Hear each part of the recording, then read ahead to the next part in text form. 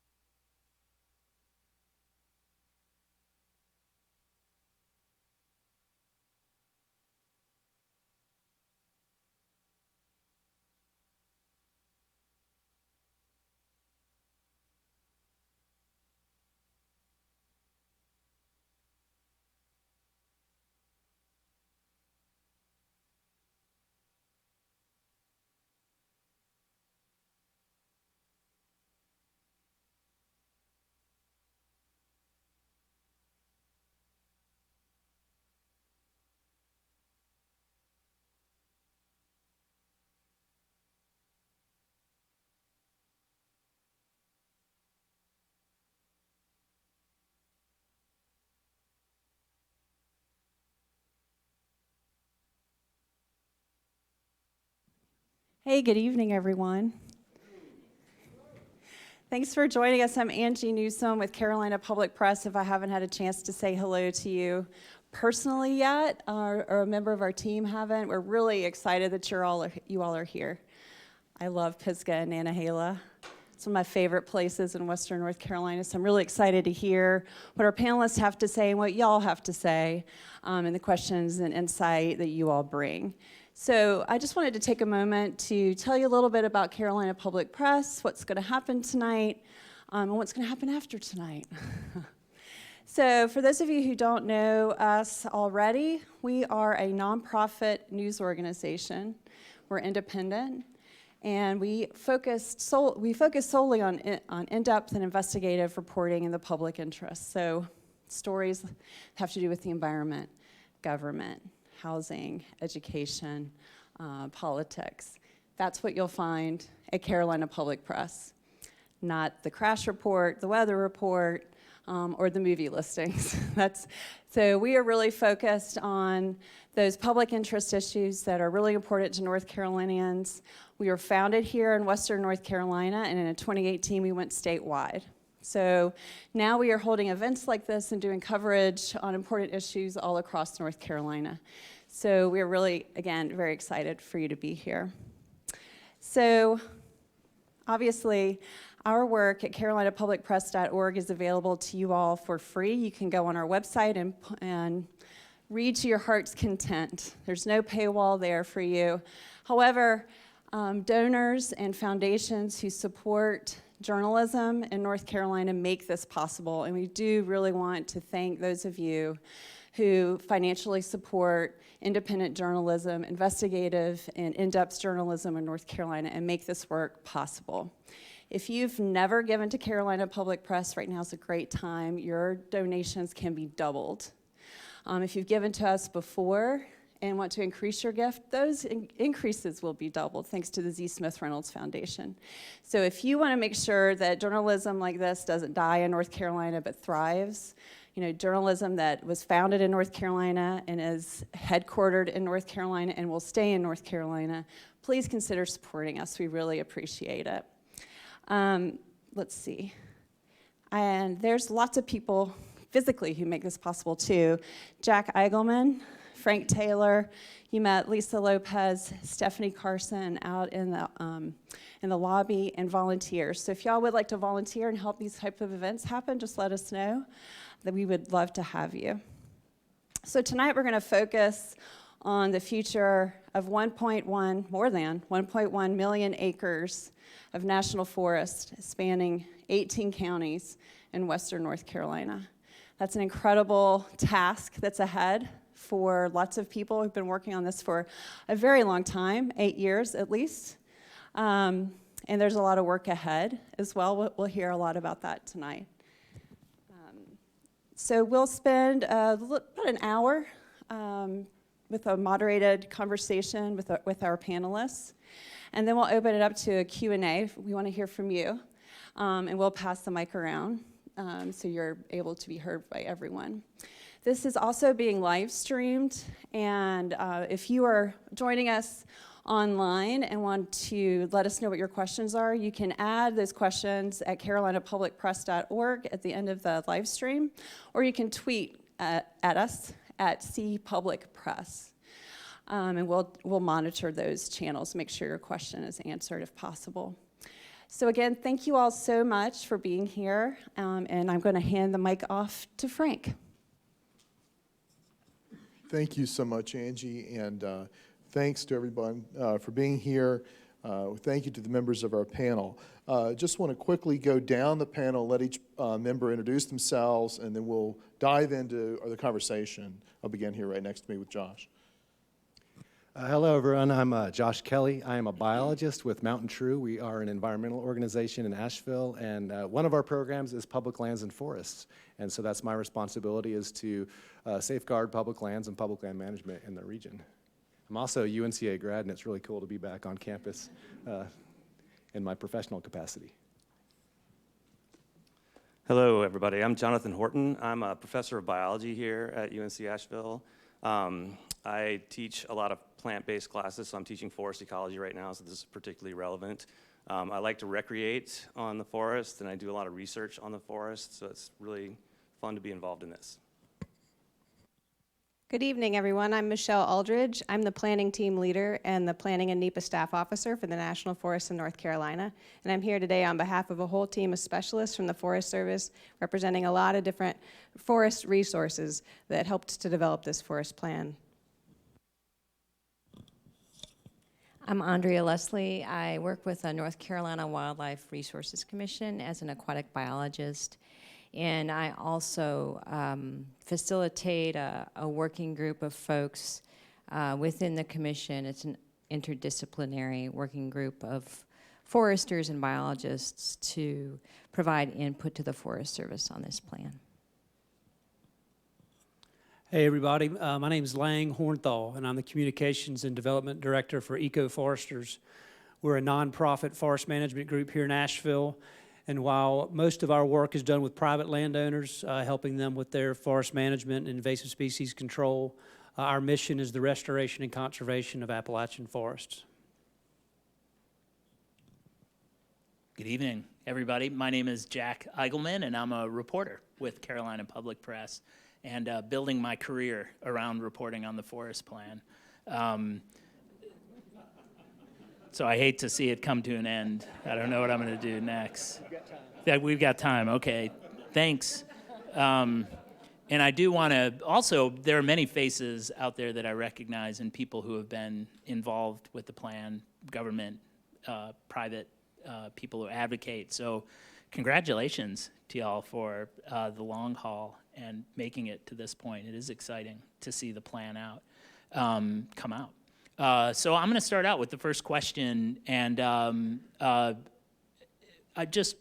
for each of you, I want to hear, starting with Lang, why the plan matters. So for folks who haven't had an opportunity to follow the process, why does it matter? And I'll hand that over to you. Sure.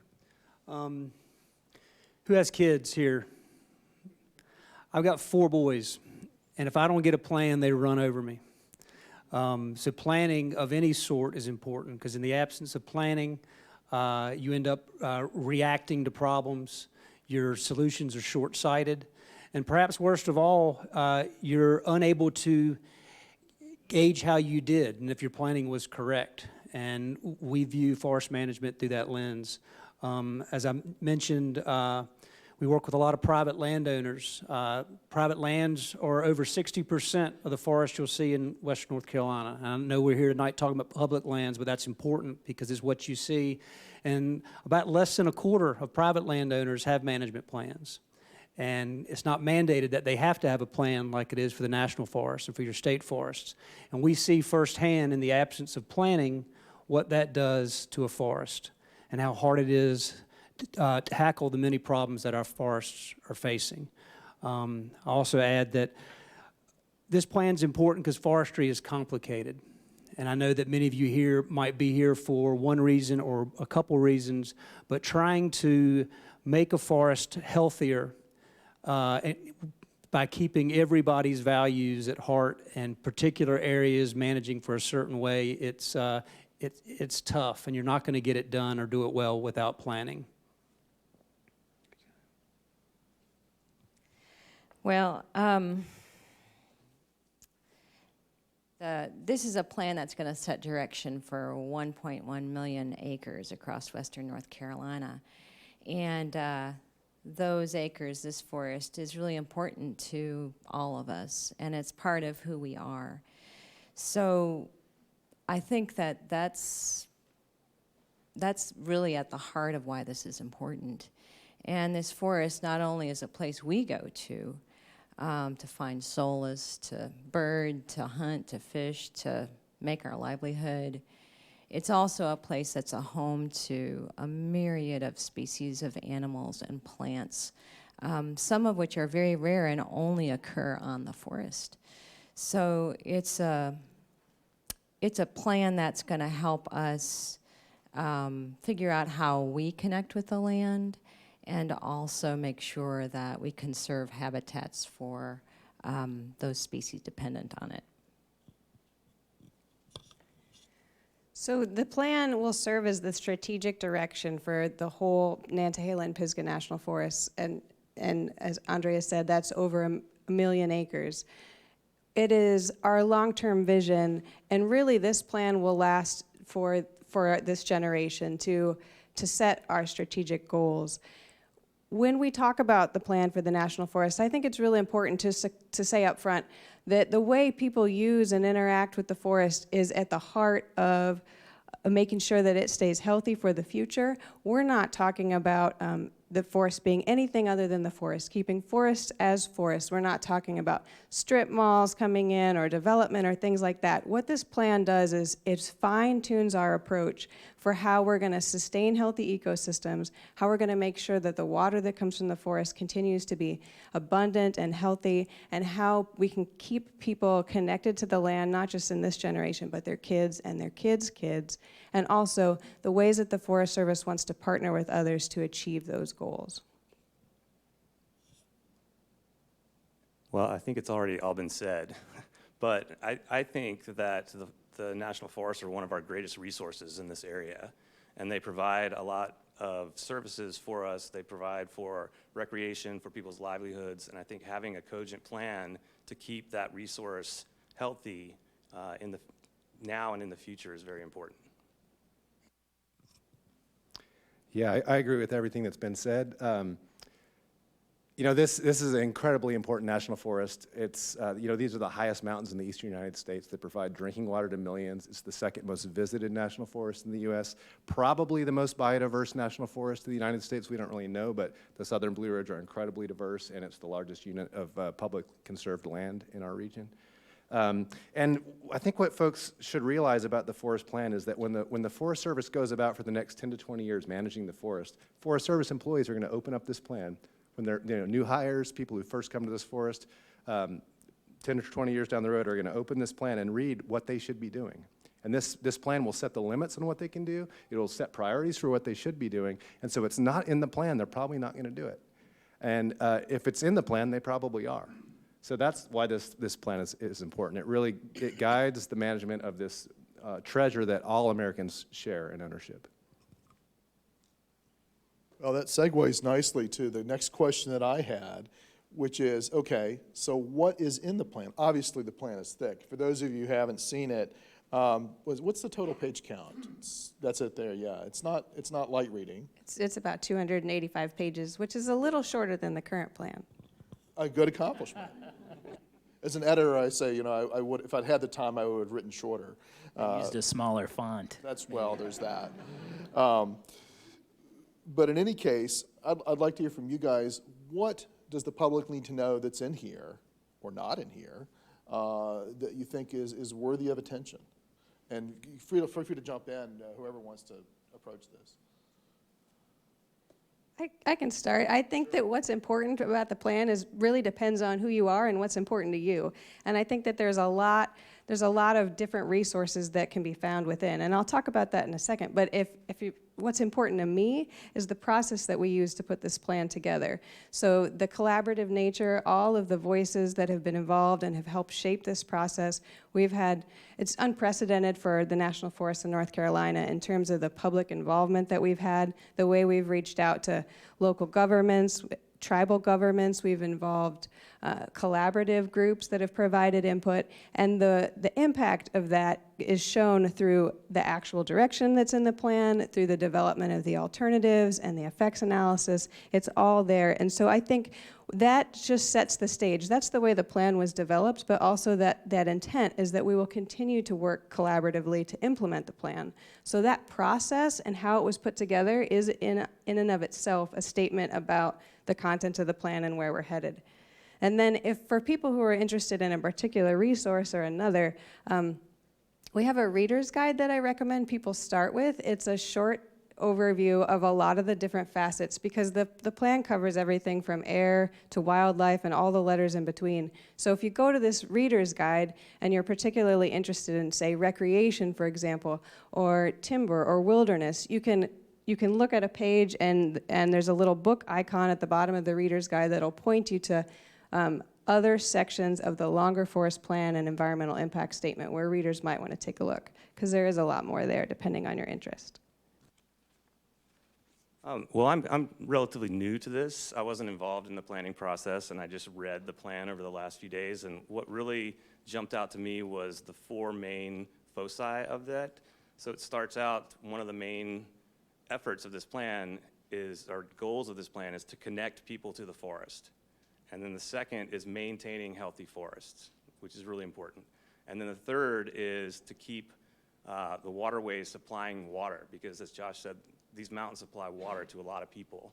And then the last thing, which is basically what went into the plan and will continue with implementing the plan, is partnering with other people. So not just the Forest Service doing this work, but everybody becoming involved with this. And I think that as a framework for this plan is really, really pretty valuable. Sweat is in this plan, perhaps some blood, I'm not sure. But there are groups that have been meeting once a month, all day long for 6 years, talking about this plan, sitting across the table from people and trying to understand their values and how conflict happens. And when I first, Michelle failed to mention that the environmental impact statement is another, how many pages? 6 something. So. Yeah, 680, and then there's a few appendices. Right, so it's a lot of pages, and I've not read all of them. I'm still working through it. But there is, as someone who has never been involved with the planning process before, has never read a plan before, the first thing that came to my mind is how incredibly thoughtful this plan was, and how it seems they went out of their way to help the public truly appreciate what a lot of groups that are involved know and have been more involved. But it's a pretty thankless task to have this wonky governmental bureaucratic process that you have to follow, and all these I's you have to dot and all these T's you have to cross. And it was admirable watching them do it and be a part of it. So there's a lot of love in this plan too, maybe. Josh, I might ask you this, and then you can come back and feel free to answer the question, but you've been involved with public lands for a long time with Mountain True, and Mountain True, I guess, owes its roots to the last forest plan. The organization was created then. But can you talk a little bit about how this national forest differs from others? You mentioned a little bit, but I want to drill down a little bit deeper. What makes Pisgah and Nantahala pretty unique forest, couple of forest units relative to others?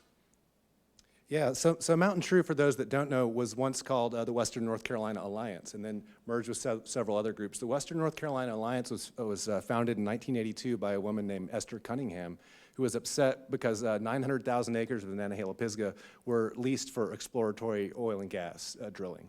And of course, there's no oil to speak of in our geology here. Our rocks are just too old to have oil. But that was the nexus of our organization, and we moved on to reform the 1987 forest plan into the plan that we have today. This forest is, I'd say every national forest is different. But one big difference with our forest is we're in the east. This forest was purchased from willing private landowners starting in 1912. And it took thousands of transactions to assemble this forest. Because it was the first eastern national forest, and because we are in the southern Blue Ridge Mountains, it is one of the wildest places in the east. So we have some of the wildest lands and some of the highest mountains, most diverse forests anywhere in the United States. I think the cultural context is different here in the southern Appalachians also. People have a centuries-old, and actually that's understating it, millennia-old connection to this land, from the Native Americans that preceded the Cherokee to the European settlers, all of which had a very close kind of subsistence relationship to the land for centuries. So it is a unique context here in the in the Nantahala, Pisgah, and I think in current times what we're seeing is really rapid development surrounding this forest and huge population pressure, huge recreation pressure on this forest. So I think there's always going to be questions about what is the highest and best use of this land. That Gifford-Pinchot question, what's the highest and best use in the long run of the land, should be what guides management. Those population pressures make that a challenging prospect here, and when we intersect those with the ecological complexity of this place, it really is a daunting task to have a forest plan that threads the needle. And I'll tell you that what I see in this plan is an attempt by the Forest Service to thread that needle, a good faith attempt to thread that needle. And you know, I will say in several places tonight that I think they're still falling short, but because they're trying, I am so hopeful that we're going to get there and cross that line and thread that needle. Thanks, Josh. I want to jump in with one observation, too, particularly knowing that we have people who are tuned in via live stream, so not everybody is here in Asheville. It's worth noting we've mentioned about the water that comes from the National Forest. Well, what rivers? Those of us in Asheville are aware of the French Broad, of course, and other rivers in this side of the Blue Ridge. But let's not forget that flowing out of these national forests is the entire Catawba Valley, that is fed by these waters, and we have other river systems that are fed by these mountain forests as well. And so it's important to recognize that the impact, when you only think about the hydrology, much less the other things, goes far beyond just the western part of the state. It's very broad. I want to ask you guys, there are 4 alternatives within the plan. As you think about the plan, is it appropriate to think about these in terms of preferences? How should we understand these alternatives? And if you do have preferences, tell us about what you think they are. Andrea, you want to take that? Okay, so first of all, I can't say that I can speak for the commission as far as a preferred alternative, because we've got a lot of ground to cover as far as reviewing the plan and discussions to have. However, it's clear that alternative A, which is the current state of things, is not what we want to see. We want to see a lot of what the Forest Service has proposed within the plan and a number of the alternatives. And one of our priorities as a commission is to support a diversity of habitats on the ground. And the Forest Service has done some really great work modeling what kinds of ecological communities we should expect on the ground, and and the mix of ages within those communities. How many, let's say, spruce fir forest, where should it be? And how much of that forest should be really young versus how much of that forest should be old growth? Because there's really a natural variation in age, and different species depend on different ages of those forests. So for us, we want to see a real diversity of ecological types, but also a diversity of ages. And on the forest, it's very clear that we have a paucity of very young forest. Some people call that early successional habitat, and a paucity of really old forest or old growth. And so what the commission has really been trying to work with the Forest Service on is, how do we get more work done on the ground so that we can have a balanced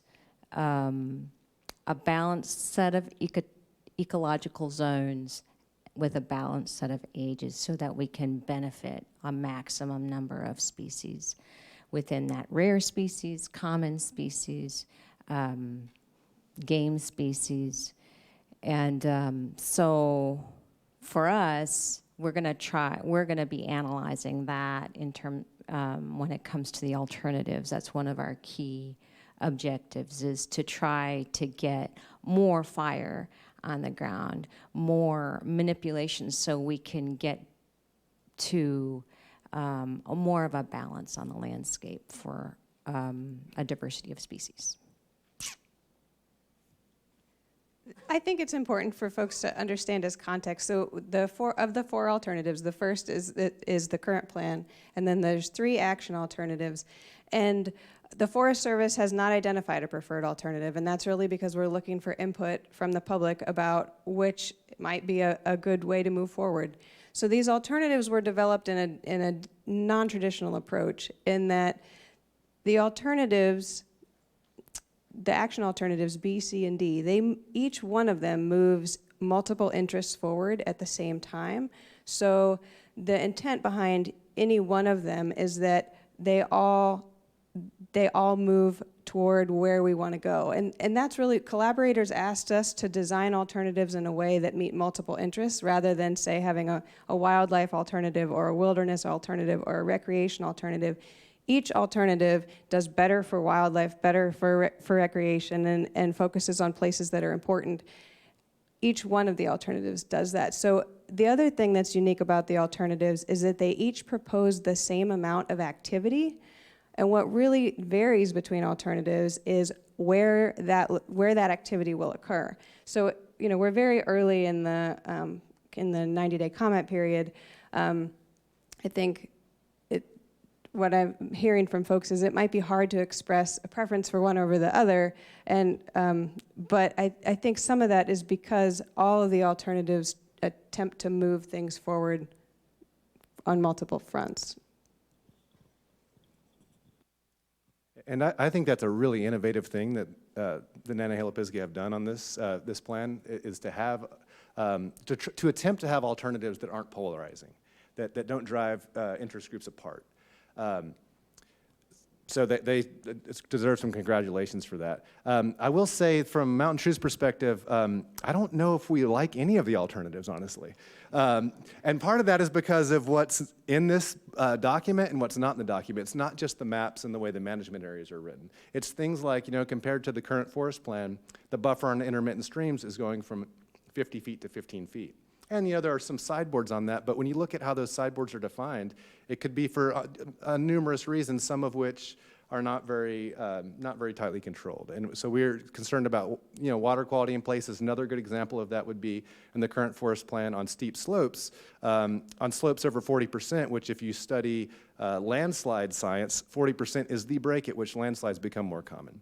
On those slopes, you're supposed to use an aerial cable logging method to prevent erosion in landslides, and the current plan leaves that decision up to the discretion of whoever is designing the timber sale at the time. So, you know, things like that are in this plan, in addition to things like no clear protection for those old growth forests that Andrea mentioned that are so rare on our forest that we need to restore. If their existing old growth is encountered in this plan, there's no clear direction in this plan to protect it. It may be cut, it may not. But if it's encountered, there's no clear protection for it. So that needs to be fixed, I think. And additionally, there's no mechanism to track the amount of old growth forest out there on the landscape. So we know we need to get, according to the natural range of variation calculations made in this plan, about 50% or more of our forest should be in old growth condition. And we're maybe 10% now. And so how do we know we're making progress towards that goal or not? So we need some mechanisms like that. I think one of the interesting things, and from interviewing people and talking with Michelle and others, is the unique structure of this plan. So, Lang, I wonder if you can talk a little bit about the tiered objectives, the idea of having a set of goals that the Forest Service can achieve with their resources, labor and capital and money, and then the tier 2 objectives, which I think I've heard described as stretch goals, the idea of things that can be achieved on the forest, restoration goals or whatever it may be, with the help of partners. So I wonder if you can talk a little bit about that, what you think of it, and why it's a good idea or a bad idea in your opinion. Well, the short answer is I can't talk about it, in that there are people on this panel who know a lot more about it than I do. I will say it was an innovative approach of this notion that we want to have incentive to do more work on the forest. And when we say work on the forest, we're talking about restoration work and trying to get the forest looking more like they historically have and should be looking.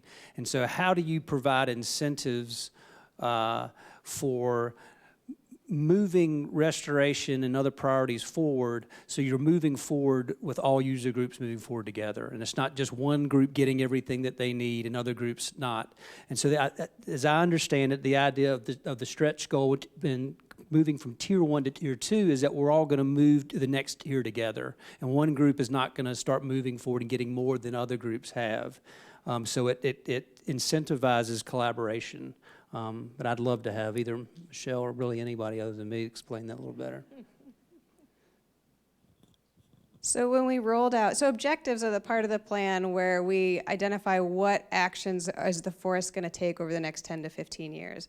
And when we rolled out our initial set of objectives just to get some, to throw out an idea that people could brainstorm on, it was 2017. And people said, yay, those things are great, but we really want you to do more. And so we said, yeah, we want to do more too, but that's what we think our capacity is. So we added this second tier to really try and respond to, well, if we did have additional resources come along the way, what do we think we could aim for? Now, some of those tier 2 goals are more than stretch goals, they're ambitious. So for example, the prescribed fire objective depends not just on resources and capacity, but perfect weather, wind conditions, things that are hard to predict. It's not to say that we could just do that objective right off the bat. So what the analysis has done is it looks at what is the effect of those stretch goals. So if we do end up being able to accomplish more of that work with the help of partners, then we know what the effect of that work would be on our water, on our wildlife, on recreation, and that effect has been disclosed. So then we can go forward and do that with partners when that comes to pass. And I want to also come to you in just a second. This is pretty unique, right? As far as having part of a forest plan structured like this. How innovative is it, would you say? Well, I know some plans have done this for an objective or two. Doing it for the majority of objectives was really intended to be responsive to that input that we got. So I haven't seen it across as many objectives as we have, but I haven't read every forest plan.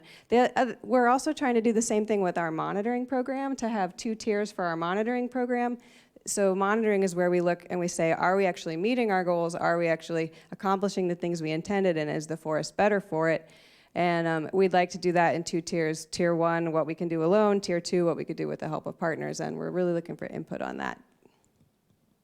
I just wanted to say that reading through the plan, I thought that that 2-tiered approach was very innovative. I've not seen that before. I think planning beyond the Forest Service capacity to do these objectives basically heightens one of the 4 pillars of this plan, which is partnering with others. And I thought that was a very strong part of this plan. Yeah, just to build on all that, I think monitoring is key to this 2-tiered approach, and especially for moving all interests forward together. We need to know when some interests are meeting their first tier threshold, at the top of that first tier, and when other interests may not be, so that they can get moved up to the top of that before we all move together into that second tier, if we move together into that second tier. And it really is a great collaborative innovation to have those 2 tiers. And it really came out of discussions when the Forest Service first started making projections about how much they could do. The wildlife habitat folks said, you can only do 1,200 acres of young forest habitat a year? That's not enough. Our turkey and our deer and our grouse and the golden wing warblers and all our young forest associated wildlife species aren't going to have enough habitat. And other folks started saying, well, gosh, you can't maintain enough roads, trails are not going to be maintained well enough. So unfortunately right now with federal budgets the way they are, the Forest Service is not being given the money it needs to complete its mission by Congress. So that's kind of on all of us as citizens to change that course and hopefully get the Forest Service the resources they need. And in the absence of that, it's up to us, any of you who participate in conservation organizations, recreation organizations, there's a role for all those organizations to help fill the gap. And the Forest Service is partnering more with those organizations more than ever. So that's kind of the stopgap at this point. But I would really like to see the agency get back to the staffing levels it had in 1994 when the last plan was amended. I want to step back on something, and I know we're picking on you a lot tonight as the representative of the Forest Service, but I do want to direct this specifically to you. To make sure everybody's clear on this, make sure I'm clear on it. We're talking about the alternatives, we're talking about all the ways that they're structured, but what's the process from here? Specifically, as I understand it, after the comment period, then we go from proposed plan to something else. Can you talk about what happens next? Sure. So right now, we just initiated a 90-day comment period on the proposed plan and draft environmental impact statement. People will be submitting comments through the middle of May, and then we will spend some time reviewing those comments, making updates to the plan and the environmental impact statement. The plan is that a year from now, we'll be coming back out with final documents, a final plan, and a final environmental impact statement, and that will come with it a draft decision, which then there will be an opportunity to object to that draft decision, and there will be another 5 to 6 month period of time before we sign a final decision. So what I'm saying here is that a year from now, we will have a final documents. 6 months from that, we will have a final decision. So in another 18 months, we could see this plan, a new plan to replace our current one. And the final decision is partially up to elected officials, is that correct? No, the final decision for the plan rests with the forest supervisor of the National Forest in North Carolina. There is one piece related to species that is retained by our regional forester who's in Atlanta, but everything else is signed here by the forest supervisor.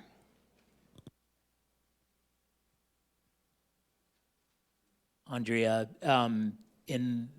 throughout the course of this forest plan, hunters, sportsmen have come out to push for better habitat.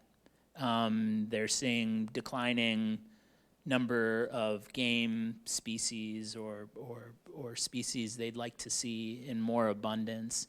And I know the Wildlife Commission speaks for all wildlife, whether it's songbirds or game, but I wonder if you can address that a little bit and what you've heard regarding game and how the plan, I know you haven't gone into the details, but what you're seeing in the plan initially of how that interest, what that looks like for that interest.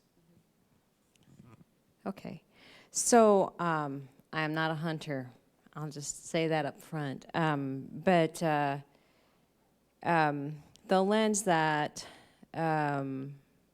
we look through when we're looking at the plan is pretty holistic. So we're trying to look at what's going to benefit a suite of species, from game species like white-tailed deer to rare birds like cerulean warbler. And what I've seen in the plan so far has allowed for creation of and restoration of some of the habitats that I've been talking about. There's an increase in the amount of young forest habitat that would be created, which would benefit things like game species such as white-tailed deer, increase in open woodland, which would benefit things like elk, but then also benefit all of the other common and rare non-game species that are dependent on those habitats as well. So there's not an either or, it's like a both. And the trick is to not cater to, sometimes when people think about wildlife, they think about game species, ruffed grouse, quail, white-tailed deer, elk. But when we talk about wildlife, we're thinking about all species benefiting. So, yeah. I'm interested, one thing we haven't touched on yet is the effect of this plan on the economies of some of our rural communities. I know Jack did some extensive reporting on specifically Graham County, also on Macon County, and there are other counties that have a situation where their economy is very dependent on what happens with the national forests, and the nature of what's in the plan is going to affect the future of their economy. If they're heavily relying on tourism, logging, whatever it may be in some of these communities. I'm interested in any feedback that you all might have about that perspective, the economic perspective for rural communities.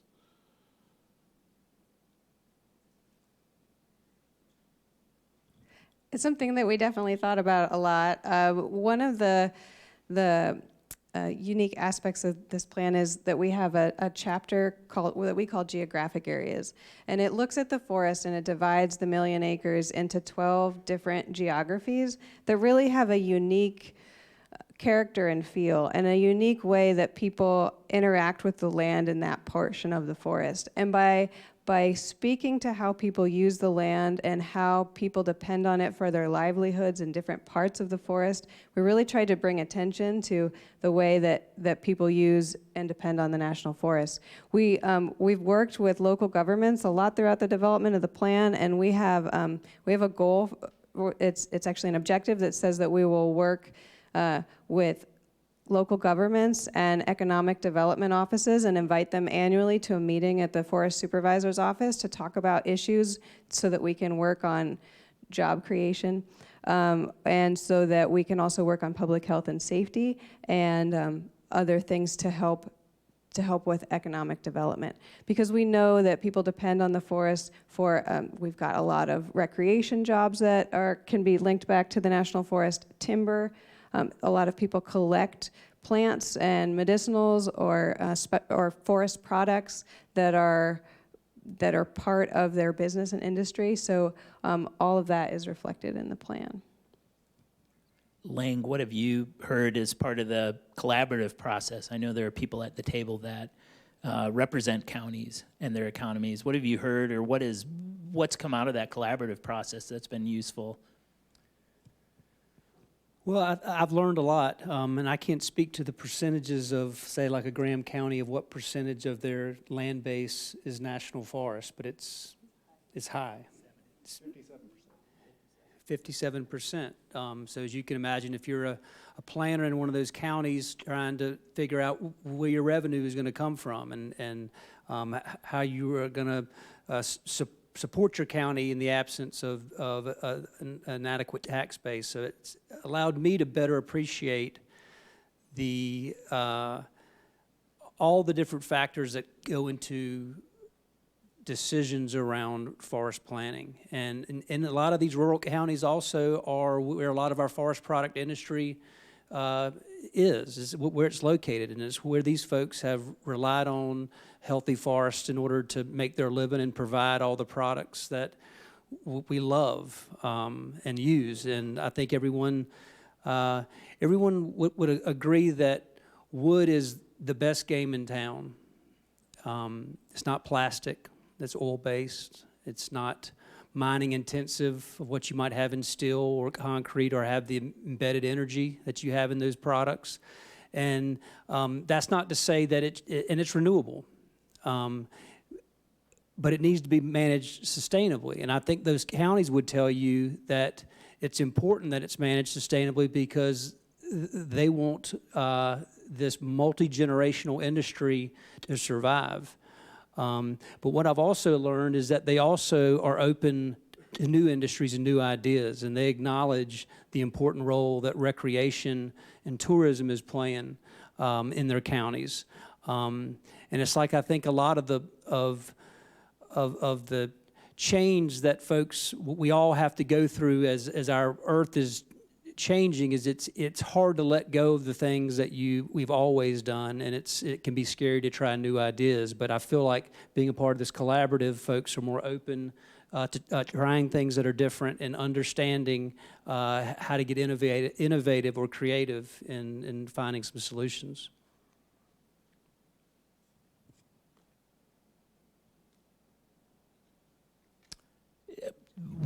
Does anyone else want to add to that regarding Josh?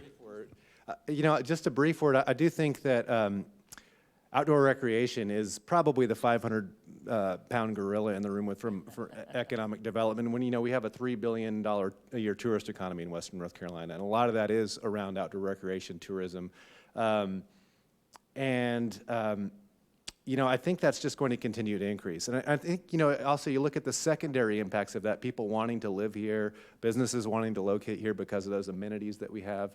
It's huge, and it's something that I think I've heard from, in addition to wanting those wood products businesses to continue to persist and even thrive in those rural counties, a lot of those rural counties like Graham County want a piece of that economic development action from the outdoor recreation. And they're trying to figure out how to get more of that into those, far off corners of Western North Carolina and not have it so concentrated in Asheville and Brevard and places that are being really overrun with tourists. So I think there's a benefit for all folks in Western North Carolina to helping to figure out that outdoor recreation puzzle so that some areas don't get overrun, trampled to death, loved to death, and other places are able to benefit economically as well.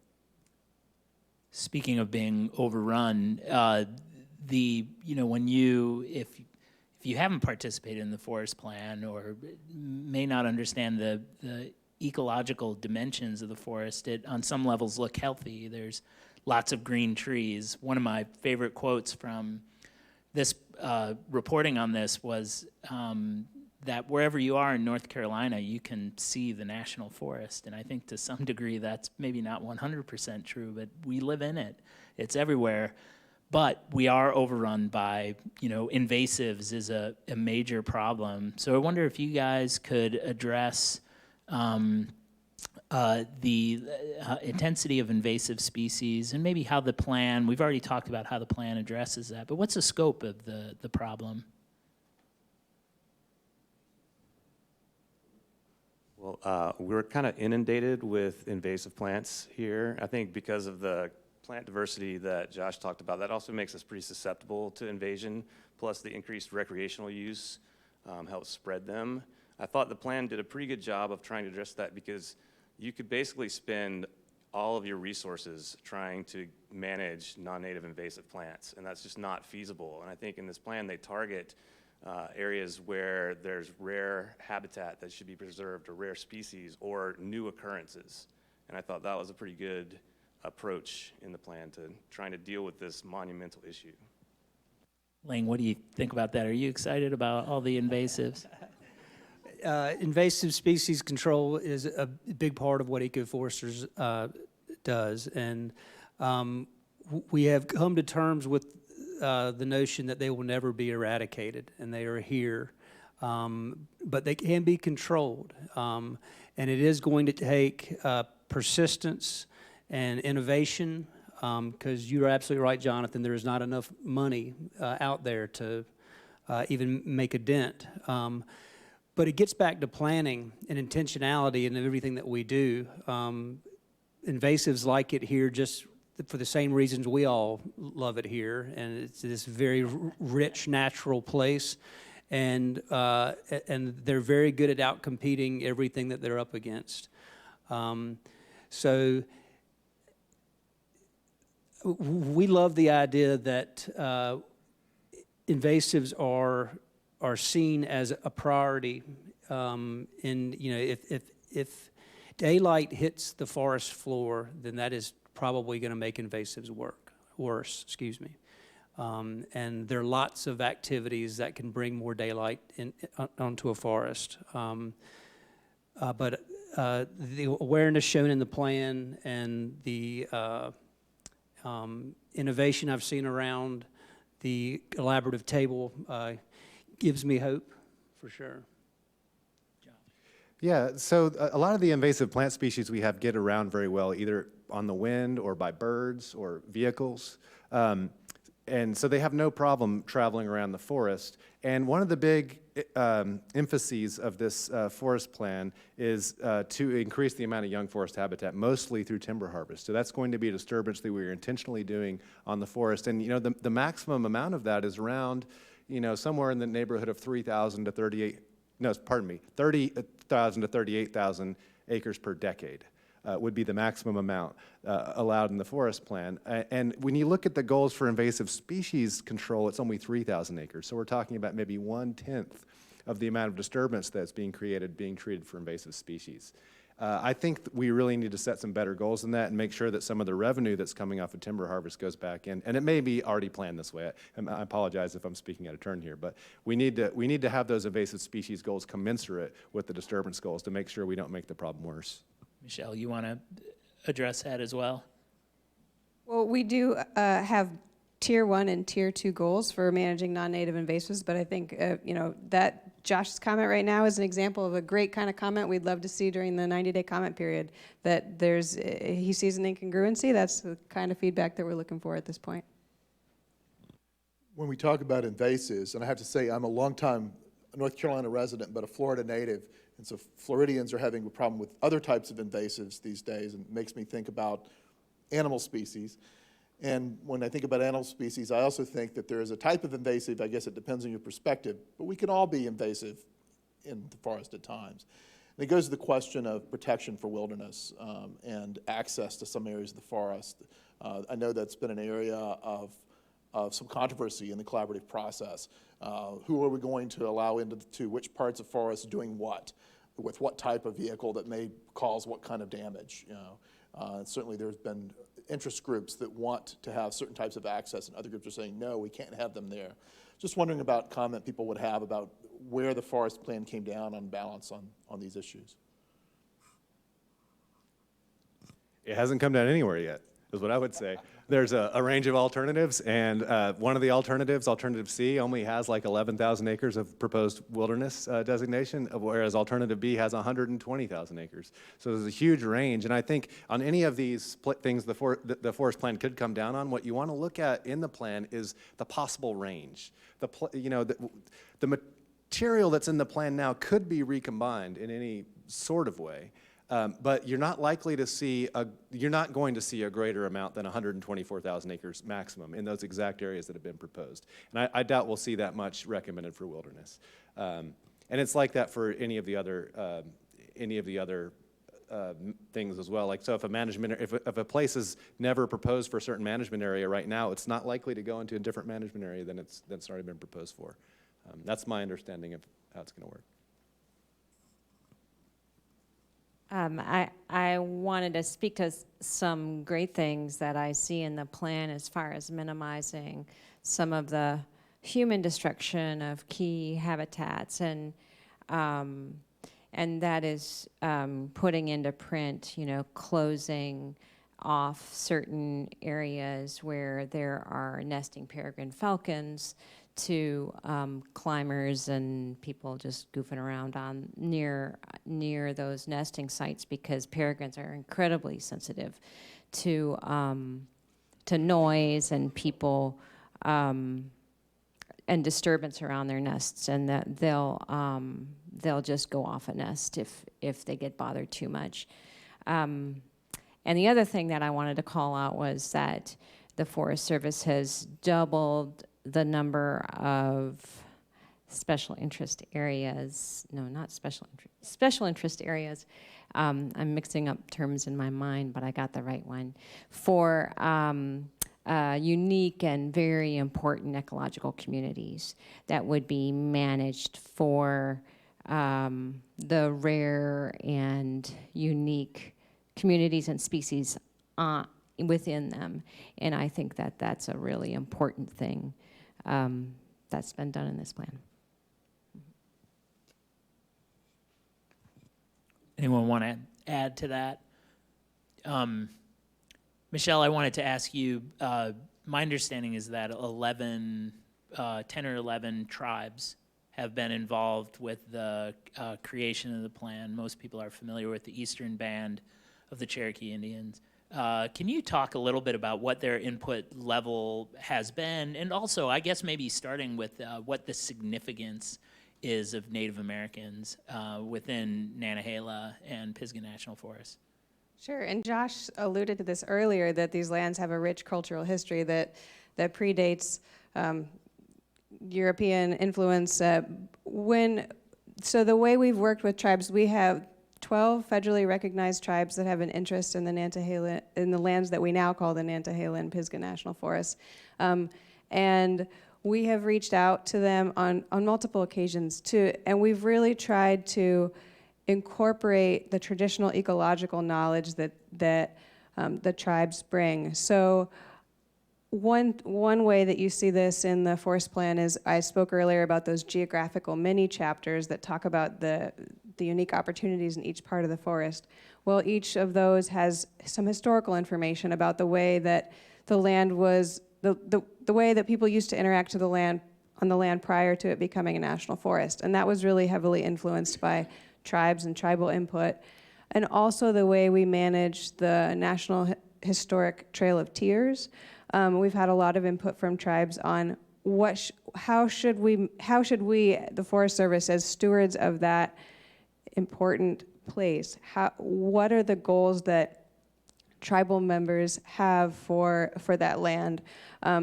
What would they like to see that part of the forest be managed for? And we really tried to take those considerations into the design of how we structured that part of the plan. But also tribes have interest in forest products, in the opportunity, in plants and animals, and things that are of different spiritual significance. And so all of those things were taken into account and folded in throughout the plan, not just in the sections where you might see tribal resources or historic resources, but really throughout those other ecological and social interests as well. We really appreciated that. And I think it's been valuable to be able to share the messages that tribes are interested to share. Of course, each tribe is unique, and that's important to know too, that each tribe has different values. So trying to, speaking of it now as if there's one tribal interest, but there is a diversity, just as there is within the American public. Lang, 2 questions. First one, what invasive plant is in your nightmares? Which one do you hate the most? I would say Oriental bittersweet. Yeah, Oriental bittersweet is the culprit. All right. Second question.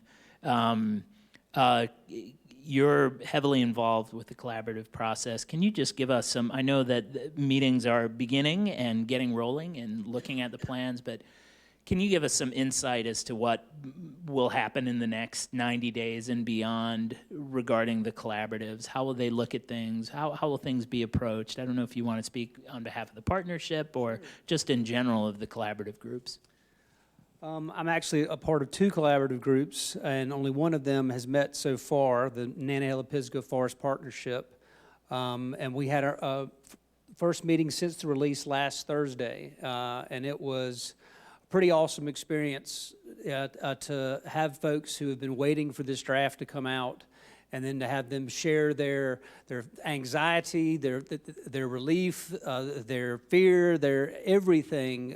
It was very cathartic. We've got a pretty busy 90 days planned where we'll be meeting either as a full group or with our individual interest groups every 2 weeks, where we are listening to each other, hearing what folks agree with or don't agree with, looking for areas that are in conflict and how we can make recommendations as a collaborative that will hopefully reduce some of that conflict on the forest. Yeah, Josh, you want to add? As we go through this comment period, people who are not themselves members of a collaborative process, people who are just the public, but they have ideas. They're all residents of this region for the most part, and taxpayers. People have an interest in what's going on. How do they get involved in the process if they have a thought, if they have something they want to share? What should they be doing during this process? Everybody's looking at me, but I think this is the perfect example of a joint answer where everyone has an idea. So, I mean, of course, people can submit their comments to us. We have public meetings the Forest Service is planning public meetings around the National Forest. There'll be one here in Asheville. There'll be one at each location where we have a ranger district. So 7 public meetings throughout the month of March. There's a lot of material online. We have interactive maps where people can zoom in and look at the particular part of the forest that they're most interested in. We have if you only read one section of the plan, you might be interested in our infographic handout that consolidates all of the objectives from all the different resource areas and talks about what the Forest Service is proposing in this plan. So there's a lot of tools online to help people navigate. But besides that, there's a lot of people working together who can be a liaison to people. You know, if you're a hunter or or you like to collect fungi, I mean, there's probably somebody who's been really invested in the process who shares that interest. So finding those people that you can connect to and that can speak your language, that maybe speak in fewer acronyms than me and a little more comfortable at your level. So share. I think these folks up here are the liaisons, and they're more than just these guys. So I'll pass the mic. Yeah, I'll say there'll be lots of opportunities to learn about this plan from the Forest Service. There's 6 public meetings folks can go to. Mountain True, the organization I work for, we are having at least 6, maybe 8 different events at local restaurants and breweries to give an analysis of the plan and give some folks some tips on how to comment effectively so that the Forest Service understands and hears your comment and can respond to it effectively. And I know we have dates on the calendar in Hayesville, working on one in Brevard, Asheville, Marshall, and probably get a couple more in Boone and probably Silva for those sorts of events. So look for those. I also know groups like Audubon, Sierra Club, National Wild Turkey Federation, and other groups are going to be releasing their analysis of the plan. So if you are affiliated with any of those groups or know people who are, you can get information from those sorts of groups. There really are a lot of folks participating in this, and all are going to have a take on the plan, and I would recommend reading as many of those takes as you possibly can. and also just participating and being sure to comment on this plan. One of the best things about this plan is how evident it is that the public has been heard. The Forest Service is making an attempt to hear the public, and the public has had a big impact on what this plan looks like right now. And so to me, that's, again, really hopeful. The public needs to continue to participate. And I think where most people are going to be most interested are the places that they know, that they recreate. So you're going to want to look at the maps of the management areas and make sure that the places you love are in the management area you want them to be in, have the directions you want them to have, those sorts of things. But there's really, the Forest Service has given folks a big incentive to continue participating by listening so much so far. And I would also, Michelle had referenced the Reader's Guide. That's a part of it. That's a really easier read for folks who aren't well-versed in Forest Service speak, and it has a lot of detail in it. And I'd also throw out there, if there's a part of this process that you are in fear of, or if there is something that's going to happen that you are really scared of, I would encourage you to get to know that user group a little better and try to appreciate why they're on the forest, their role in restoration, and try to understand each other's values, because if we all just scream the loudest for what we believe in, while the Forest Service is clearly listening, it's not a good way to collaborate, and that's what a lot of folks up here are trying to accomplish. Stephanie? We're going to open it up to audience questions. I'm Stephanie Carson. I'm the News and Community Partnerships Manager at Carolina Public Press. Oh, you're ready. And I just want to, you are the first one up, but I want to thank you guys for coming. And it, you know, as a citizen of Asheville, it makes me personally feel great that so many people are engaged in this process and invested enough to give up a Wednesday night. So I just want to thank you. And this is Representative Ager. I'll pass it to you. Yeah. Thank you very much, and thank you for all this hard work. I think we understand that the Southern Appalachians are going to be the key arc for the, as climate change, address climate change.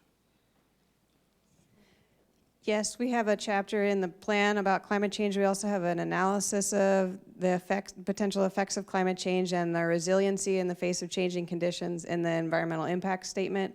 We look at things like forest connectedness and how, in that analysis, I think what that analysis shows is that the best way that we can be responsive to changing conditions is by having a healthy, resilient forest.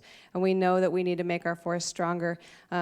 As Andrea was saying earlier, our analysis demonstrates that our forest is underrepresented right now in young forest, very old forest, and open forest. It's also, we know we need to make sure that rare and unique habitats are taken care of. And so I think the way that we address the resiliency in the face of those changing conditions is by focusing on those strengthening our ecosystem health, and that then will make us stronger in the face of those changes. But it is directly addressed. Thank you. And we'll get to some of you. I just want to address one online question. We do have a live stream going tonight. And someone asked, what does the plan say about the prescribed fire and wildlife management? Are there specific changes compared to what's been happening up to this point? The last plan didn't have a big emphasis on prescribed fire. There was even a significant plan amendment a couple of years ago to allow prescribed fire to occur in some management areas where it really wasn't allowed to occur at much of a level. The new plan is acknowledging that fire is an important part of the ecology of the mountains. Even though we have places that rarely burn, we have places that historically burned frequently. And without fire, the species that depend on those ecosystems are declining. And so, as Michelle said, the goals for fire and the analysis for fire is probably maybe more ambitious than the Forest Service is able to accomplish. But I think right now the goals are to accomplish prescribed fire on an average of about 10,000 acres annually on the forest. And some years it may be higher, some years it may be lower. And those fires will have a benefit both for the ecology of our ecosystems, but also hopefully for reducing fuel loads and making our communities safer. Great. And I saw a couple hands. Let's see. I'll go to you and then keep working my way back. With the myriad of groups involved and interests involved, have you found that there are some objectives that have been proposed by some groups that you just have had to say, we can't handle that? I mean, we talked a little bit about eradicating invasive species, but are there some things that you say, I'd really love to address that, but I don't see how it's going to fit in to the breadth of this plan?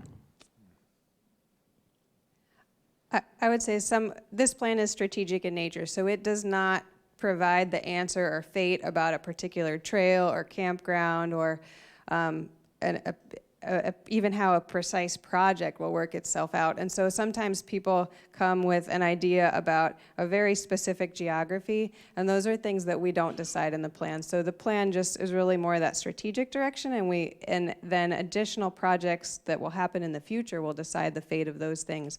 So that's been really the biggest thing I can think of, where we're not able to address that at the plan because it's too localized and it's not what the plan is intending to get at from a strategic perspective. And I want to work our way. I've seen some hands. Bring it to you. I think one thing that I keep hearing over and over again is the amount of time, the number of layers of alternatives and tiers within alternatives, which is really data intensive and computer modeling intensive, takes a tremendous amount of resources. And that's good for planning. But I guess what I'm more curious about is how do the alternatives differ in being most adaptable to changing in the face of rapid change. For example, if we get our devastation of ash trees, which is pretty probable, it's going to have a tremendous ecological effect, both for species composition, for fuel loading, and danger for hikers and such. What are the triggers for reevaluating the plan? How are you guys going to be able to take a large-scale thing or a major fire or multiple fires, which are probably going to happen in the next 10 years based on what's happening globally? What triggers and what ability are you going to have to be nimble in the face of rapid change?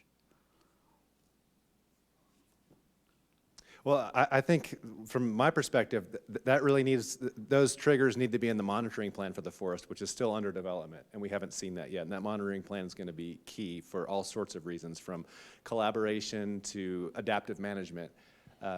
So that's the best answer I could give on that. Well, as the start of the monitoring program is there, it's in the plan, but it's not as fleshed out as we ultimately want it to be.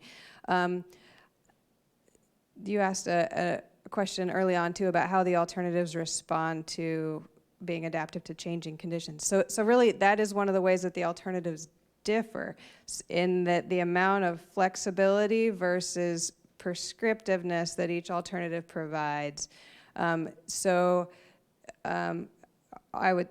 alternative B has more tools in the toolbox for different locations on the forest that allow adaptability.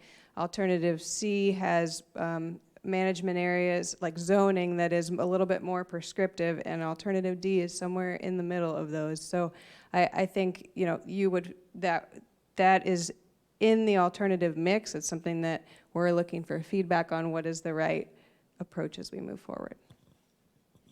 I'd just like to add, when this is a place where sometimes the way I interpret what the Forest Service says may be different what the Forest Service means, but usually when the Forest Service talks about tools in the toolbox and flexibility, the tools that are limited in, say, backcountry management are things like road building and timber harvest. Those are the tools that are not available, just to be clear. So when flexibility is referenced, it's oftentimes in reference to road building and timber harvest. Yeah, so it's kind of similar in nature, just in terms of the different alternatives. When Josh mentioned the water, the proximity to water going from 40 or 50 feet down to 15, is that across all alternatives, or what does that mean? So I think that is, I would interpret that differently. So what we tried to do in the revised plan is provide clarity about how Forest Service requirements mix with state requirements to make sure that we're protecting water and areas adjacent to water. So the protections for ensuring aquatic health and water and soil are still there. It's just when do you need to be considering the whole health of the ecosystem versus we no longer have a mapped riparian area that is mapped and set in stone in the plan. Now we have a streamside zone ecosystem. Then whenever we're in the vicinity of water, and that streamside ecosystem comes into play. So I do believe that the action alternatives continue to provide protection for water and aquatic organisms. Yes, that's consistent. So the only plan direction that varies across alternatives, the water and soil is all the same across alternatives. You had your hand up. First of all, I just have one sort of process question, maybe to help the folks discuss the plan. As I've gone through it, I noticed some areas where I would say it's a conflict, but I don't believe it's an intentional conflict, where perhaps there's data errors. Is there a process that we can communicate questions outside the comments, and then perhaps you can collect those questions so we don't all ask the same questions over again? And just as an example, I know that special interest areas are not supposed to change across the plans, yet in looking at the maps, I can find some areas where it goes away and it becomes a different area type. Now, I'm thinking that's just an error. It's not actually in the plan. It's actually because special interest areas sometimes hide underneath things that are more protective. So when a special interest area is also in a designated wilderness area, if you're looking at a flat map, we can only reflect one color. So what shows on the flat map is the most restrictive management area. It's still a special interest area underneath that designated wilderness. So there are some questions like that we would be able to answer. What we're going to be doing is posting, there'll be PowerPoints available that get deep onto some particular topics, and there'll be Q&A, frequently asked questions that are associated with those, and then we're encouraging folks to come to those public open houses to interact with specialists and ask those kinds of questions. And just add one. In relationship to the comments, it's been a little unclear in listening to you all.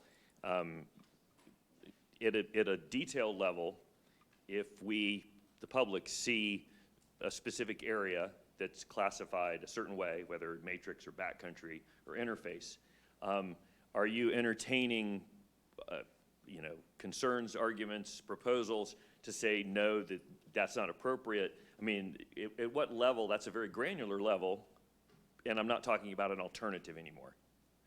Is that even addressable in the comments? Yeah, we expect to get comments about whether an area is better allocated in one alternative than another. I think what Josh was referring to earlier was that chances are it's the opportunities for that area are mapped within the range. So if an area is, chances are it's going to be one of the things that it was mapped in one of the alternatives, but we're open to that feedback as you provide it in the comment period. Sir, you had your hand up. I am concerned about the impacts of road building and logging, and just in general, which of these alternatives do they vary a lot in the amount of logging and road building, and how do these alternatives compare to the current plan? Is there generally proposed to be more logging and road building, or less, or comparable? Some comments about logging and road building. I'll go ahead and start off on that. Compared to the current plan, the ceiling on logging is about the same. It's about the same ceiling. I think it's around 3,200 acres a year of what's known as regeneration harvest. A regeneration harvest is just taking older forest and making it younger, whereas like a thinning would not really change the age of the forest. It would just take some trees down. So the ceiling is about the same between the old plan and the new plan. What changes, though, is I actually think the land allocation gets a little more efficient. So whereas in the current plan, there are lands allocated to management areas that are called suitable for timber production, and suitable for timber production is defined as having a scheduled flow of timber harvest. So in this forest plan, the matrix and interface management areas will have scheduled projects that produce timber sales and logging.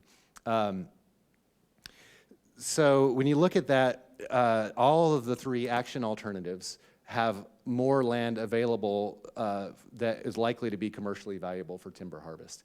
And they do it in different places, different ways. Some of the alternatives include more things like state natural heritage areas or existing old growth forest in those areas that are open for logging and are likely to be contentious, while some alternatives are going to have less of those kind of sensitive resources allocated. And as far as road construction goes, there's no allocation of road construction. It's kind of handled on a project by project basis. And so there may or may not be road construction. Matrix and interface allow road construction, while backcountry and special interest area and some of the other ones generally don't allow road construction. I could just add that the amount of activity proposed is the same in all action alternatives. What varies is where that activity will occur. So in the context of timber, so again, we have a 1 million acre forest. Annual current harvest levels are 800 acres annually across the Nantahala and Pisgah, 800 acres out of a 1 million acre forest. So when we are proposing to increase the amount of timber harvest under this plan, it would go up to, and under tier 1 levels, up to 1,600, and then under tier 2, up to 3,800 acres, which if you think about that over a whole decade, we're talking that that's 1.5 to 3.8% of the forest would be available for logging on a decadal basis. So while it's increasing at a landscape scale, it's not a dramatic increase, but it would make a big difference for our wildlife habitats and for getting that young forest that we need on the landscape to make healthier, more resilient forest. And we're getting a question again from the YouTube, from our live stream. Elise asked, since the plan is strategic, how will it be protected from changing political winds?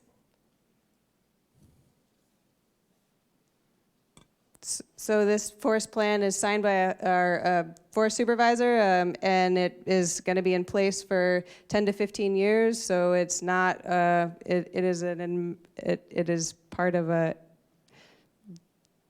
It has longevity that is longer than any one administration or anything like that. Yeah, I mean, the United States is a nation of laws, thank goodness. I mean, and the law that governs our national forest is the National Forest Management Act. And so the National Forest Management Act, dictates that we have a forest plan and that the forest plan is followed. So unless the National Forest Management Act is changed, I don't see, I don't foresee a danger to this forest plan in the long term. Some of the other environmental laws they're definitely being assaulted right now, like National Environmental Policy Act, Clean Water Act, et cetera. But for now, the National Forest Management Act has been safe. And Stefan, you have a question?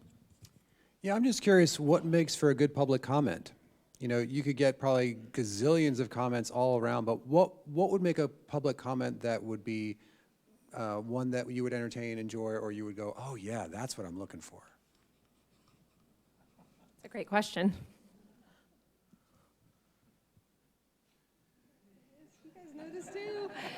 The strongest public comments are those that are really solution-oriented, that explain the rationale behind what the commenter is thinking and really describe what change would be desired in the plan language. And really, the more specific, the better, not down to the trail level, not down to the campsite level, but letting us understand really if there's a region of the forest you're speaking about or a resource area that you're speaking about, providing the rationale and really being solution oriented. Because we're looking for comments that bring new ideas to the table more so than we're just looking for somebody said, yeah, I agree with what he said. That doesn't actually give us any new information. So we're looking for that new information that's solution oriented. We noticed as we were looking through the comments that came in advance of the plan, and certainly that was a high volume comment process. Jack and I worked together on a FOIA looking at all those comments. We noticed there were a wide range of interests, but one of the things we did see a lot were comments that really dug down to a particular area. One that stood out, Big Ivy, was an area of interest, and there were other locations, but that was one. From what I'm hearing tonight, is it accurate to say you're not looking for that level of interest where people are talking a particular area within the forest, or is that, how high or low are we talking people should go with comments? If you have a comment about a region of the forest or a large chunk of the forest, that makes sense. I just don't want people to put a trail number or a favorite recreational site but a region of the forest that is, hundreds or thousands of acres in size, that's more strategic in scale. From my perspective, I think that site-specific comments are always strong. And when I give the Forest Service information, I like to give them site-specific information whenever possible, because they're examples that explain the concept or that I'm trying to get across. And so while I might talk about state natural heritage areas being important, I might point to a specific state natural heritage area that needs to be managed better in order to achieve the goals of the plan. You're using it as an example, though.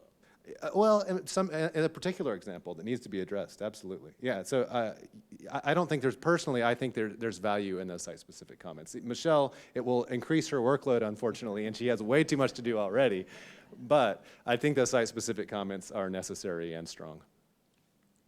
Some of those, if we get them and they're really site-specific and they're not strategic in level, then we just pass them on to the people who are at the ground level who can address those comments in the future at the project level.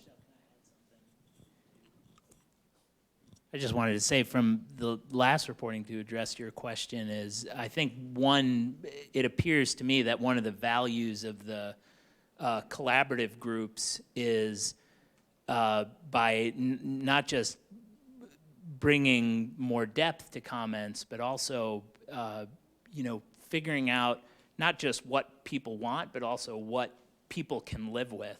And so that's sometimes in very site-specific and specific comments, that could get lost. And so I found that to be an interesting observation about what the stakeholders groups, by bringing a range of people, have been able to kind of go into a deeper level that those comments may not reveal to Michelle and others who are looking at them. And I would add, whatever makes you feel good, you should say. Because for some of y'all, you might be frustrated in something that you're hearing or not hearing, and you want to get something off your chest. And if that's going to keep you involved in this process, say that. But I think they are interested in hearing all comments, but just from a planning perspective, that they want the things that can be impactful for planning is most important. This gentleman's been very patient. I just wanted to commend the panel for working together, and I'm certain there's a lot of folks behind the scenes that have been working on things that are not here tonight. So thank you for that. My name is Tracy O'Neill. My wife is Joyce. We live in the East Fork Township of Haywood County, about a mile from the Headwaters Trail, Shining Rock Wilderness. We have a fourth-generation family farm. We have 12 acres of pasture, but we also have 18 acres of timber that has a contiguous boundary with the Shining Rock Wilderness. So we've tried to be good stewards of what we do on our property. My great-grandfather was also one of the first game wardens on the Shining Rock Wilderness. So we have a deeply profound appreciation for our forests. I was recently reading an article in the University of Oregon Press about that environmental groups and timber workers used to be allies. It was very interesting that in the mid-20th century, the International Woodworkers Union partnered with groups such as the Sierra Club on the Wilderness Act, which preserved, I think, around 9 million acres of property. And Josh and Michelle have touched on this, but for the entire panel, my specific question is, moving forward, how do we move beyond working autonomously and begin to foster and focus on true partnerships between loggers and environmentalists? And aside from ever-increasing wildfires and the fuel load that we see, what do you folks think is the catalyst to make that possible? And one comment I have is, why not us? Why not now? Thank you.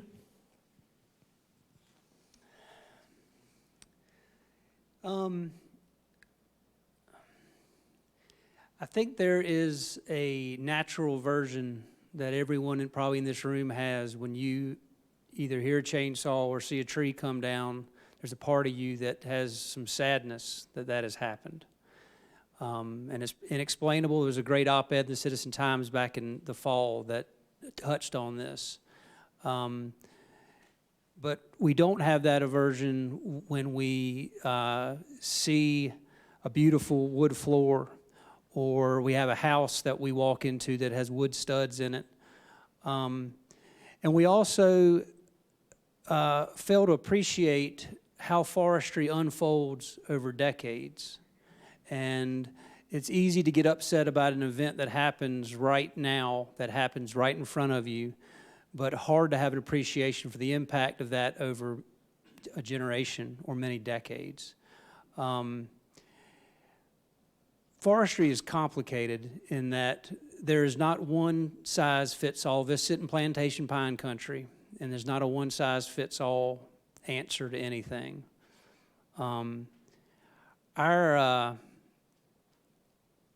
There is no easy answer to your question. I think, me personally, you got to cut out the noise and you got to talk to people, because I think loggers and environmentalists want the same thing, and I think they want to have an abundant resource that's going to be around for a long time. There are different ways to get there, and there are ways to achieve each other's goals, but it's not about one side having all the answers, and it's about compromise. And I think what we're doing around a table is paying big dividends towards getting there. And it's allowing us to have conversations around why our forest products industry is important. And in the absence of loggers, then there's going to be nobody to do the work. And we are all in agreement that work needs to be done. And all timber harvests are not just so you can get a board out of it. And a lot of it are for restoration and making habitat stronger. One cool thing about the Nantahala Pisgah Forest Partnership is we're in it to win it. When this plan is in, this group is committed to sticking together through implementation and trying to find creative solutions to help them meet not only Tier 1 but Tier 2 goals, because it's going to take outside groups helping in order to meet that capacity. So I think it's staying involved, it's being willing to listen, and not have a too sharp an edge on whatever your beliefs are. I'll add one neat thing that's about this process, and I'm probably going to butcher this, but I believe the 2012 planning rule that incentivized collaboration and the public getting involved, that this planning process, is it the first to go start to finish using that, or second? First batch. we've got a great opportunity to show the rest of our country how it's done, and to show how you get things done in the absence of pointing fingers and fighting with each other, and that differences of opinion can sit around a table and find solutions without everybody retreating off to their own corners. So we're excited to be a part of something that's special and different, and we're hoping that other folks will pay attention to what we're doing.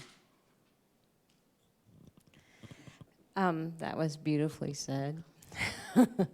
I think that we have been, not only through the Nantahala Pisgah Forest Partnership, but a collaborative effort that the Forest Service has been sponsoring called the Stakeholders Forum.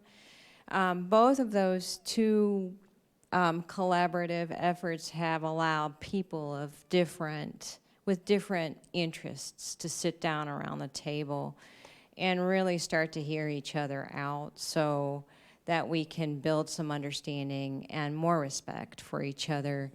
And that's also going into project-specific discussions. So the Forest Service is also opening up to these like collaborative processes for these big timber and management projects.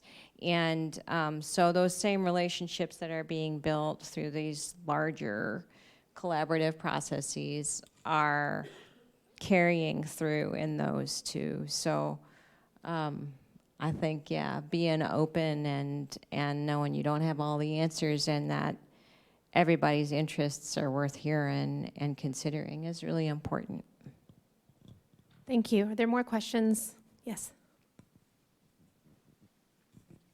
Thanks. So I've been hearing from the Forest Service for decades that of the importance of early successional forests, and it's often, there are many justifications given for why early successional forests are so important. The golden wing warbler is a favorite biodiversity argument for early successional forests, but the thing that has always gotten me about the Forest Service's perspective on early successional forests is that for a long time, historically, the Forest Service has always viewed the national forests as an island unto themselves outside of the context of the landscape in which it exists.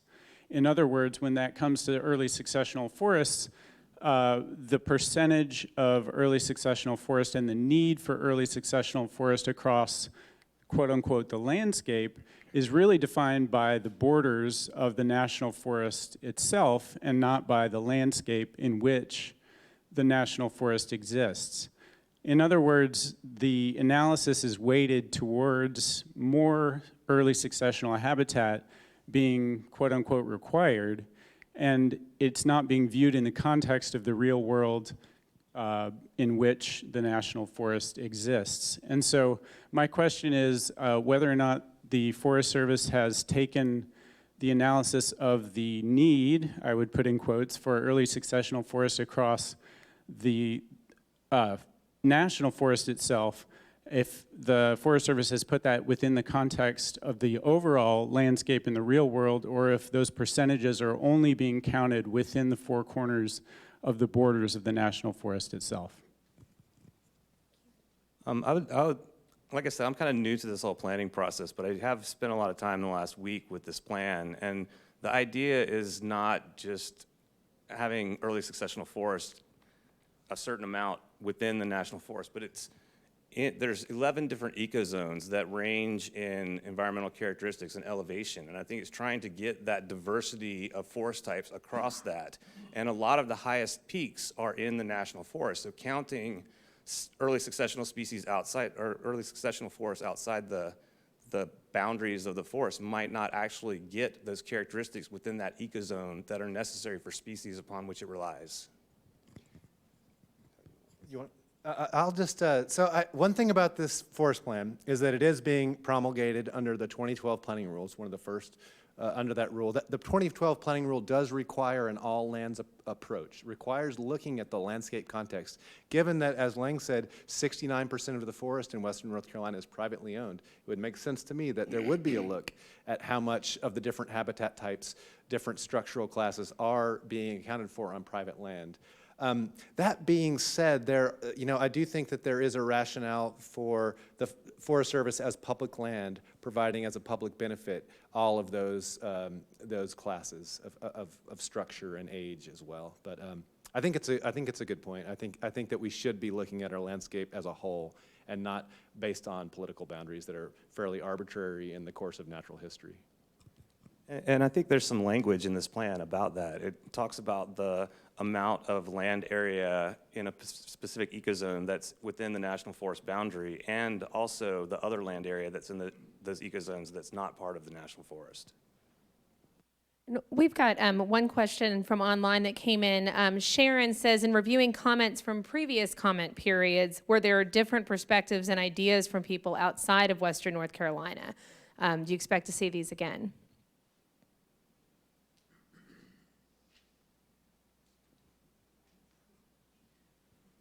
I can jump in a little bit on this because we went through and looked at the comments in depth. And yes, there were a lot of comments. Certainly there are people from North Carolina, but we heard from people all over the country. And that kind of is the point.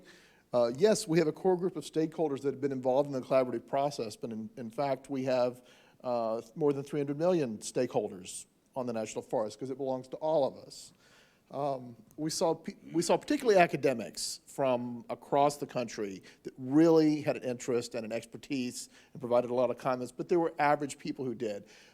People who had an emotional attachment, but had, strong, I'm not trying to belittle the intelligence of their comments, but they had a strong affinity for the national forest and felt it was important regardless of where they lived. And so we did see that.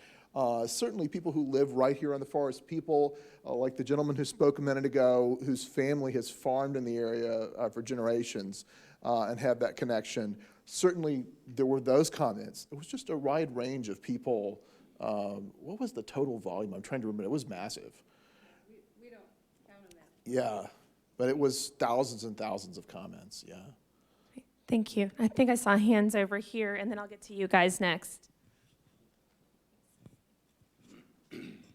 The Forest Service plan is said to determine the next 10 or 15 years of use for the forest. However, it has taken 8 years to make this plan and will continue to take another 1.5 years. When will the next plan be started or be put? My question is more of, are we looking at a 15-year plan, or is it really a 20 or 25-year plan to account for the planning time of the next plan? Sorry. The National Forest Management Act says that plans will be revised every 10 to 15 years or when significant circumstances change.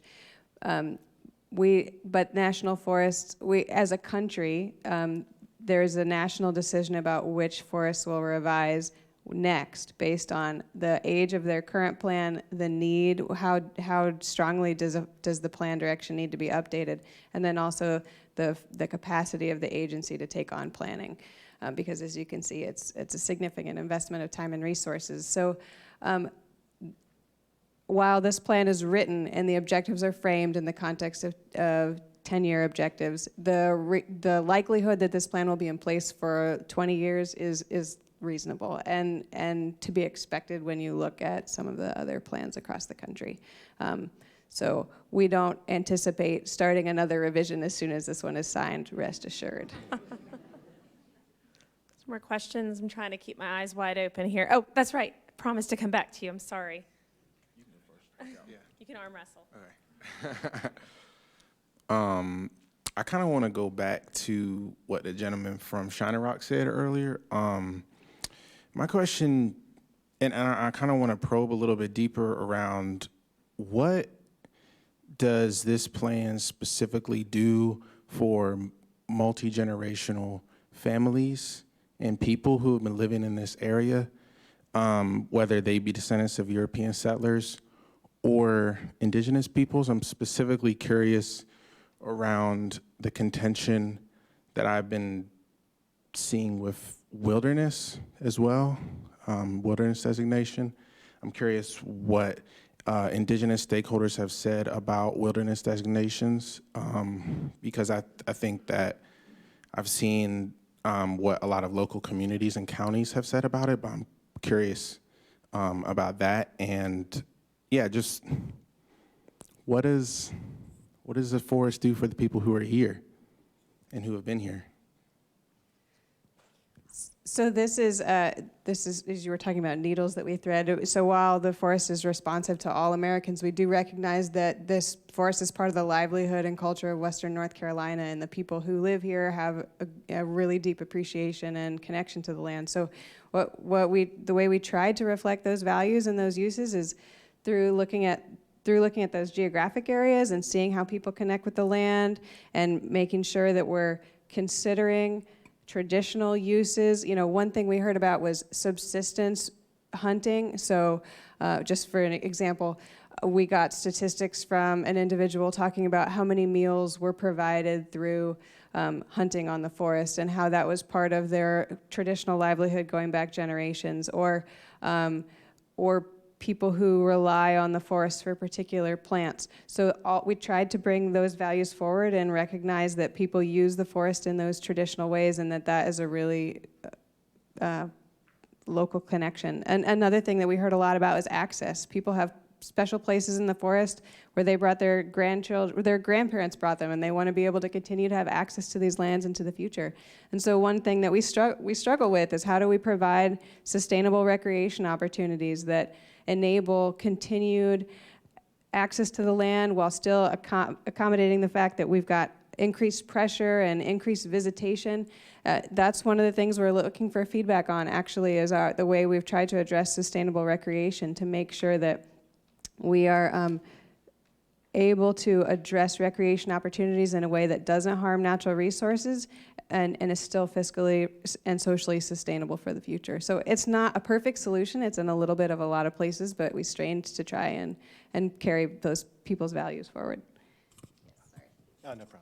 That was a good answer. Generally, I just, this is the conversation on wilderness in Western North Carolina and in the Southern Appalachians in general is deep and rich and has a lot of history. I want to recommend to folks who are interested in it to check out the book Blue Ridge Commons by Catherine Newfont.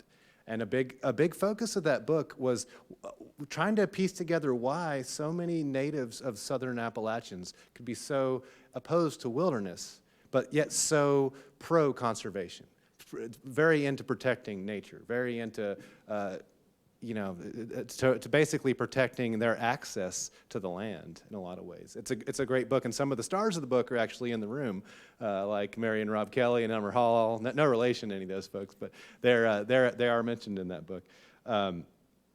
I agree. That is the way people relate to the land and relate to each other is fascinating. And I actually, that article from Oregon State University the gentleman referenced, my friend Parker Street from the Rough Grouse Society shared that with me, and I find it very interesting. And really anyone who depends on nature for their sustenance, which is all of us, some people are closer to it than others, really have commonality in this land and in this forest. And we'll be stronger the more we can work together, for sure. And I do think it's important to realize that those of us who are lucky enough to live here have the opportunity to benefit from these lands more than other folks that live farther away. Even though we all share their ownership and share their responsibility, we do have the opportunity to benefit more. And that's something that's in the forefront of my mind a lot of times. This gentleman's been very patient.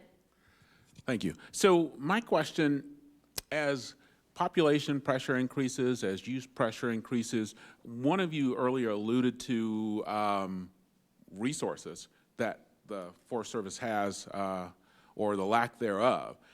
You may have a great plan, but how do you communicate the need for resources, whether it be money, staff, et cetera, in order to implement and sustain such a plan? I think one of the easiest things to point to is the multi-million-dollar backlog in road maintenance on this forest. Everybody wants to access the forest. We need roads to access the forest, and yet there's this huge backlog in road maintenance, and those roads that are going unmaintained are putting sediment into the streams. Similar situation with the trails, not quite as expensive of a backlog. And so when I talk to politicians, which I do sometimes, I bring those sorts of things up, and they usually nod their head in agreement, but then they end up not doing anything about it. So that was one of the reasons we tried to bring forward these tiered objectives. So we could have just capped it at tier 1, this is what we think we can accomplish, and then just leave it at that. But we said, we don't think we can do all this other stuff by ourselves, but boy, if we had resources, we'd love to try it with you guys. And so that's what the tier 2 objectives enable, is that dialogue around how can we work together to achieve these shared goals.